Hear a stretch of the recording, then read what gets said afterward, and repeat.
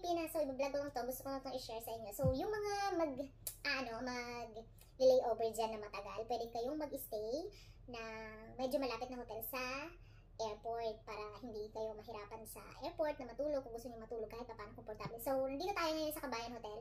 So, kung mag-isa lang kayo, pwede kayo mag-book ng tinatawag nilang solo pad. So, since ako mag-isa lang ako, binukot ng solo pad na to.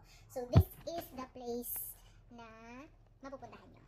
Since solo pad siya, meron siyang single bed lang, and then with this, meron din siyang TV here. Tapos air condition din siya, meron siyang isang window dito na pwede mo siyang iangat, and then meron din siyang safety box, syempre ang ating mga remotes and everything. Tapos meron dito, meron siyang isang tubig. And then, meron dito, syempre, yung mga kung gusto nyo magpa-service sa room at ayaw nyo nang lumabas, pwede din, call lang kayo, mag-dial dyan. Anong basurahan. And as you can see, decent naman siya, guys. Decent siya. So, ito yung shower niya. Ayan, you can walk here. Ito yung shower niya, dito sa gilid.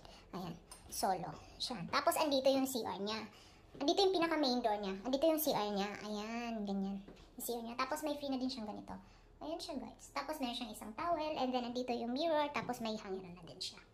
So, for me, murang-mura na lang siya for 1,650 pesos. Yan yung price niya. For one night lang. Tapos, nag-arrange din sila